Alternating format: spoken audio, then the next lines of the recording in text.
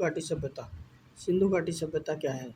घाटी सभ्यता वह अवधि है जब मानव संस्कृति का विकास हुआ, जब लोगों ने भौतिक जरूरतों की संतुष्टि से परे देखना शुरू किया। सिंधु घाटी सभ्यता क्या है? यह 2500 ईसा पूर्व के आसपास विद्यमान पहली आधुनिक सभ्यता थी। यह अफगानिस्तान के काबुल के से उत्तर से पश्चिम तक, कश्मीर तक, दक्षिण में गुजरात की खाड़ी तक फैली थी, जबकि पूर्व में उत्तर प्रदेश तक और पश्चिम में ईरान की सीमा की ओर फैली थी। उसके बाद बात करते हैं इसके बाद में जानते हैं सबसे पश्चिमी स्थल, जो कि सुतगा गैंडोर है, जो कि पाकिस्तान में सबसे पूर्वी स्थल है, जो कि आलमगीर पूर्व है उत्तर प्रदेश में। सबसे उत्तरी स्थल है जो कि मांडा और जम्मू में मांडा जम्मू। सबसे दक्षिणी स्थल है जो तैमाबाद, जो कि महाराष्ट्र में। यह पहली सभ्यता थी जिसके पुरातात्विक प्रमाण अच्छी तरह से पहचाना गया और इसकी खोज की जा रही है। उसके बाद में ये स्थल अधिकतर नदियों के पार या तटों पर निकट थे। इसने सभ्यता के अन्य हिस्सों जैसे फिरौन, मिस्र, सुमेरियन, इराक के साथ व्यापार के संबंध को दर्शाया। जीवन यापन आज की तरह ही है। आधुनिक पुरातत्वविदों ने एक संभावित कार्यक्रम और यह समय अवधि इस प्रकार है, जो कि प्राक हड़प्पा है वो 7000 से 3500 ईसा पूर्व। नंबर 2 पे प्रारंभिक हड़प्पा है वो 3500 से 2800 ईसा पूर्व। विकसित हड़प्पा है वो 2800 से 1900 ईसा पूर्व। परवर्ती हड़प्पा है 1900 से 1500 ईसा पूर्व। उत्तरवर्ती हड़प्पा है वो वैदिक युग 1500 ईसा पूर्व से 600 ईसा पूर्व। महत्वपूर्ण स्थल मोहनजोदड़ो, हड़प्पा, कालीबंगा, इसमें कच्छ आता है, फिर लोथल आता है, फिर आलमगीर है, धोलावीरा है, चुंदड़ो है, कोट दीजी है और देसलपुर है और सुरकोटड़ा है। ठीक है ना। उसके बाद जानेंगे स्थल क्या है, कौन से स्थल हैं। पहला स्थल कौन सा है? मोहनजोदड़ो, जो कि पाकिस्तान में। कहाँ पे है? पाकिस्तान में। मोहनजोदड़ो कहाँ पे है? पाकिस्तान में। इसने आर.डी. बनर्जी द्वारा 1922 में खुदाई की गई थी। निम्नलिखित वस्तुएं पाई गई थी। पशुपति की मोहर पाई गई और एक पुजारी की पत्थर की मूर्ति मिली, नृत्य करने वाली लड़की और कांस्य मूर्ति, विशाल सनाना घर, विशाल अन्न भंडार, अन्नागार, एकमात्र देवी की टेराकोटा मूर्ति, जो कि दाढ़ी वाला व्यक्ति है। वहाँ कपास का उत्पादन होता है। यह सिंधु नदी के तट पर स्थित है।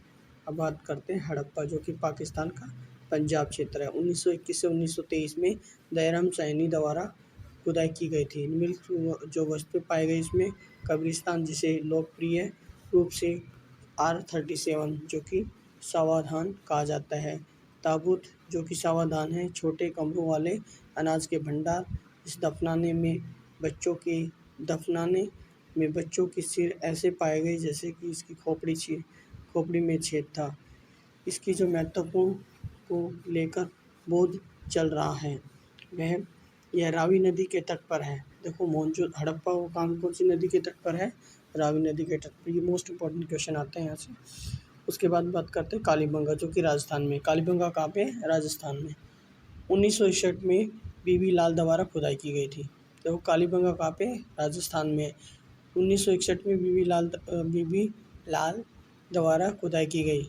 इसमें कौन सी वस्तुएं पाई गई? पुजारी के कमरे, अग्निकुंड, हल के निशान, दोहरी फसल स्वरूप, कांस्य बैल।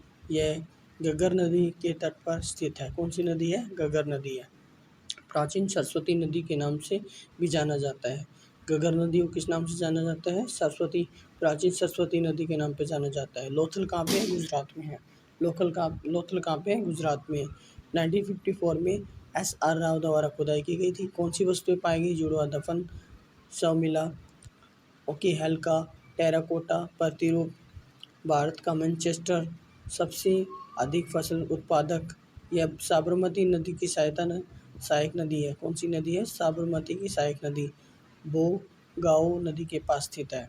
ठीक है ना। आलमगीरपुर है जो कि उत्तर प्रदेश में है। यहाँ कपास का उत्पादन होता था। निम्नलिखित वस्तुएं पाई गई थी इसमें: तांबे का टूटा हुआ ब्लेड, सिरेमिक वस्तुएं। उसके बाद बात करते हैं धोलावीरा जो कि कच्छ में, जो कि गुजरात में है। 1967 से 1968 में जेपी जोशी द्वारा खुदाई घोड़े के जबड़े मिले और घरों और अनाज के भंडारों के लिए स्थल की इमारतें थी। यह लुनी नदी के सहायक नदी मनहर नदी के तट पर स्थित है। 27 जुलाई 2021 को यूनेस्को द्वारा घोषित भारत को की 40वीं विश्व धरोहर बना दी यूनेस्को। ओके, चुएंदड़ो मतलब कि पाकिस्तान में है। एनजी मजूमदार ने 1931 में खुदाई की। यह स्थल सिंधु नदी के किनारे था। निम्न वस्तुएं पाई गई: चूड़ी के कारखाने, इंक पॉट, मोती बनाने वालों की दुकान, एक कुत्ते के पैरों का निशान जो कि एक बिल्ली का पीछा कर रहा है, एकमात्र ऐसा शहर है जिसे कोई दुर्ग नहीं। उसके बाद बात कर राखीगढ़ी जो कि कहाँ पे, राजस्थान हरियाणा में। यहाँ से मोस्ट इम्पॉर्टेंट क्वेश्चन आते हैं जो कि हरियाणा में जो भी क्वेश्चन पूछे जाते हैं उससे रिलेटेड। भारतीय पुरातत्व सर्वेक्षण ASI के डॉक्टर अमरेंद्र नाथ 1960 में 10वीं खुदाई की थी। कब की थी? 1960 में। पत्थर के औजार, क्या मिला वहाँ पे खुदाई के टाइम पे? पत्थर के औजार, हथियार जैसे कुल्हाड़ी, चाकू, ब्लेड। उसके बाद बात करते हैं तांबे, कांसे की वस्तुएं जैसे मोती, चूड़ियाँ, मूर्तियाँ, लोगों, जानवरों और वस्तुओं को की टेराकोटा मूर्तियाँ, मोहरें, ताबीज। राखीगढ़ी सिंधु घाटी सभ्यता का सबसे बड़ा स्थल है।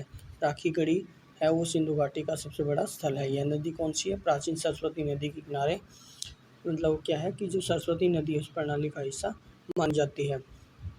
कोट दीजी जो कि पाकिस्तान में है। सिंध क्षेत्र में खुदाई की गई थी। माँ देवी की मूर्ति मिली, एक बैल की मूर्ति मिली और देसलपुर जो गुजरात में है, गुजरात के कच्छ जिले में मिला। पत्थर से बने विशाल किले का पता चला। हड़प्पा की मिट्टी के बर्तनों की मुख्य बहुत पसंद है, मतलब बर्तनों का काम बहुत पसंद था। हड़प्पा की जो मिट्टी थी उसके बर्तनों का जो काम था बहुत पसंद था, मतलब प्रसिद्ध था। 3 मोहरें मिली जिसमें लिखा था, एक मोहर सेलखेटी, एक तांबा, एक टेराकोटा की थी। ठीक है ना।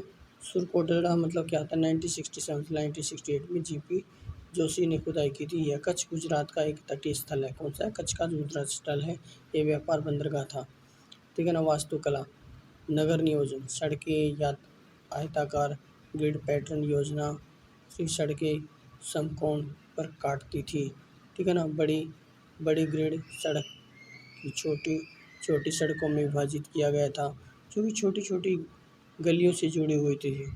सड़कों का ग्रिड पैटर्न कैसा था? भवन, इमारत, आवासीय घर, सार्वजनिक भवन और सार्वजनिक स्नानघर। निर्माण के लिए आग में पकी हुई मिट्टी की ईंटों का प्रयोग किया गया। नगरीय के प्रभाग मतलब ऊपर उठाए हुए दुर्ग निचले भाग को क्रमशः पश्चिमी और पूर्व की ओर विभाजित किया गया। ऊपर उठाए हुए दुर्ग जिसमें अनाज भंडार, प्रशासनिक भवन, आंगन, स्तंभों से बने हॉल थे। निचला भाग है उसमें क्या है? जो श्रमिक भवन है उसमें लोगों के लिए छोटे घर, कमरे, कक्ष और सार्वजनिक स्नानघर गृह और उदाहरण के लिए मौजूद स्थल का विशाल स्नानघर मिला। जल निकास प्रणाली, प्रत्येक घर के छोटे छोटे नाले मुख्य सड़कों के साथ साथ बहने वाले बड़े नालों में जुड़े हुए थे। नियमित रूप से सफाई और रखरखाव की अनुमति देने के लिए नालियों को ढक दिया जा गया। मलमूत्र को नियमित अंतराल पर रखा गया था। ठीक है ना। उसके बाद में करते हैं जल निकासी, मूर्तिकलाएं। एक मुहर एक छोटा पोर्टेबल एवं प्रमुख रूप से पत्थर से बनाया जाने वाला वस्तु होता है।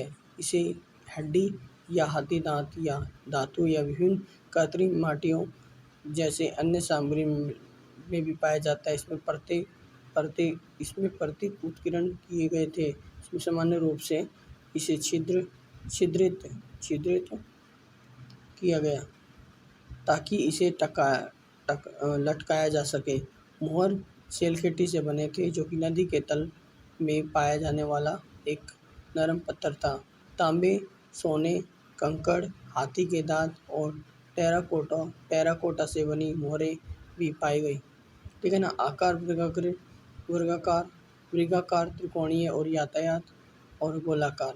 कुछ मोहर में जानवर के प्रतीक होते थे, जैसे बैल। कुछ मोहर हैं वो आधे मनुष्य और आधे जानवर की तरह दिखती है। उदाहरण के लिए पशुपति मोहर। उपयोग मुख्यतः व्यापार, पहचान चिन्ह और शैक्षणिक प्रयोजनों के लिए। उदाहरण के लिए मोहरों पर वास्तविक जैसे गणितीय चित्र थे। उसके बाद बात करते हैं व्यापार मोहरें, जो कि भाषा की बात करते हैं। भाषा, इसमें चित्रात्मक भाषा लिखा गया है कि दाएं में बाएं, दाएं से बाएं और फिर बाएं से दाएं लिखा गया था। इसे गुस्टो फ्रेड